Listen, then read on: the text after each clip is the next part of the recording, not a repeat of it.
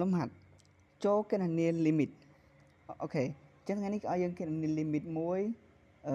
លំហាត់ករបស់យើង limit នៃ x ខិតទៅរក2នៃ x ការ៉េដក4នៅលើឬ 4x បូក1ដក3អញ្ចឹងដើម្បីដោះស្រាយ limit បែបនេះ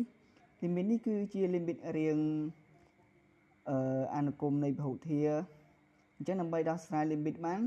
យើងត្រូវជួសមើលរាងរបស់វាសិនមានន័យថាយើងជួសរាងរបស់វា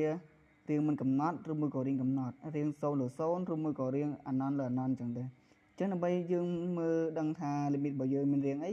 គឺយើងធ្វើការជួសយកតម្លៃដែល limit របស់យើង x ខិតទៅរក7នេះយើងជួសឡើយណាមានអក្សរ x គឺជួសដល់លេខ2អញ្ចឹង2លើជាការ៉េ4 4ដក4 0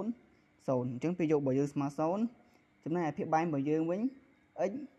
របស់យើងចូលលេខ2 2គុណនឹង4បាន8 8បូក1 9អញ្ចឹងរើសការ៉េនៃ9ប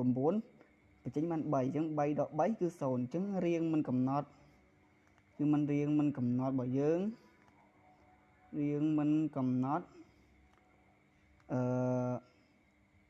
0លើ0បន្ទាប់ពីយើងមើលរាងរបស់ limit របស់យើងហើយអស់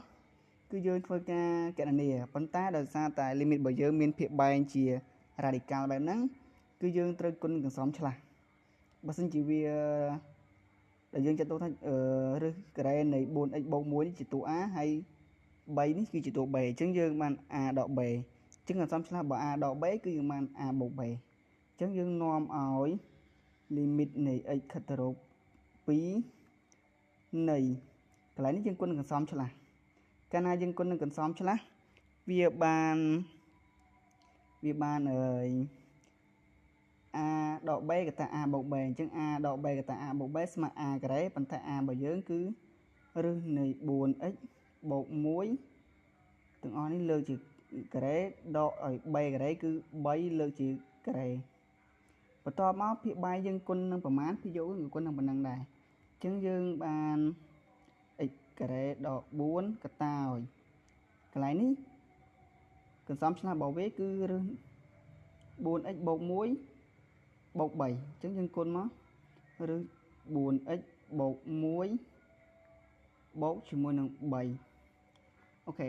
បន្ទាប់ពីយើងគុណនឹងកន្សំឆ្លាស់ហើយអស់គឺយើងធ្វើការសម្រួល radical និងការ៉េចោលពាក្យបែងវាសិនអញ្ចឹងយើងបាន limit នៃ x ខិតទៅរក2នៃអីកន្លែងនេះ radical ហើយនឹងឬការ៉េយើងសម្រួលអស់អញ្ចឹងយើងបាន 4x បូក1ដក3លើកជាការ៉េបាន9ចំណែកឯភាគយករបស់យើងកន្លែងនេះវាចូលរូបមន្ត a ការ៉េដក b ការ៉េយើងអាចបញ្ចេញវាស្មើនឹង a ដក b កតា a បូក b ហើយក៏បានឬមួយយើងទុកនឹងសិនក៏បានប៉ុន្តែយល់ល្អយើងពលាតវាហើយមកអញ្ចឹងយើងបាន x ដក2កតាឲ្យ x បូក2កតាឲ្យរឹសនៃ 4x បូក1បូក3អានេះយើងទុកវានៅដដែលបន្ទាប់មកយើងគណនាភាគបែងរបស់យើងសិនអញ្ចឹងយើងស្មើឲ្យ limit នៃ x ខិតទៅរក2 4x យើងទុកនៅដដែលដក1ដក9យើងបានដក8ចំណែកភាគយកគឺយើងទុកនៅដដែលអញ្ចឹងបាន x ដក2កតាឲ្យ x បូក2កតាឲ្យរឹសនៃ 4x បូក1បូក3អូខេបន្ទាប់មកយើងធ្វើម៉េចទៀតបន្ទាប់មកយើងចាប់ភាគបែងនេះជាផកគុណកតាអញ្ចឹងយើងស្មើ limit នៃ x ខិតទៅរក2យើងចាប់ភាគបែងរបស់យើងគឺយើងចាប់4ជាកតាអញ្ចឹងខ្ញុំចាប់បាន4កតាកន្លែងនេះ 4x យើងចាប់4ជាកតាយើងសល់ x ដក8យើងចាប់4ចេញសល់ដក2អញ្ចឹងភាគយករបស់យើងគឺយើងអត់ទាន់គណនាវាទេអញ្ចឹងយើងទុកវានៅដដែលសិនបាន x ដក2កតាឲ្យ x បូក2កតាឲ្យរឹសនៃ 4x បូក1បូកជាមួយនឹង3អូខេបន្ទាប់មកយើងធ្វើម៉េចទៀតបន្ទាប់មកយើងស្មើជាមួយនឹងយើងឃើញ x ដក2 x ដក2នេះដូចគ្នាសម្រួលគ្នាចោលបានហើយ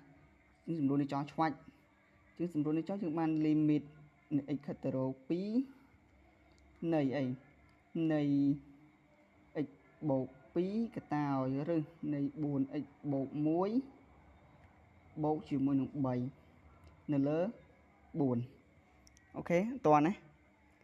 បន្តមកយើងធ្វើការចុះលេខចូលតោះយើងបាន limit ថ្មីអញ្ចឹងយើងស្មើជាមួយនឹងកន្លែងនេះយើងចុះ x ចូលមកអញ្ចឹងយើងបាន2បូកជាមួយនឹង2កតាឲ្យនេះយើងចំណែកណាឡើយមានអក្សរ x គឺយើងចុះដល់លេខ2អញ្ចឹងកន្លែងនេះ x បូក2យើងបាន2បូក2កតាឲ្យរឹសនៃ4គុណជាមួយនឹង2បូកជាមួយនឹង1នេះកន្លែងរឹសនៃ 4x បូក1នេះយើងចំនួនបាន4គុណនឹង2បូកនឹង1បន្តមកបូក3នៅក្រៅ radical ទៅនៅត្រែភាពបែងរបស់យើងគឺ4បន្តមកធ្វើម៉េចទៀតអូនបន្តមកយើងមើលនេះ2បូក2ស្មើ4នេះ4ដែរអញ្ចឹងសម្រួលនេះចោលបានណាសម្រួលនេះចោលបានណាអញ្ចឹងសម្រួលនេះចោលវាស្មើនឹងអីអញ្ចឹងវាស្មើនឹងរឹសនៃ9គុណ2បូកជាមួយនឹង1បូកជាមួយនឹង3អញ្ចឹងវាស្មើនឹងរឹសនៃ9បូក3ស្មើ3បូក3ស្មើនឹង6អញ្ចឹងយើងឆ្លើយបានថាដូចនេះអញ្ចឹងតើតើជាមួយនឹងការប្រឡងឬមួយក៏ការធ្វើលំហាត់ limit មិនមែនដាក់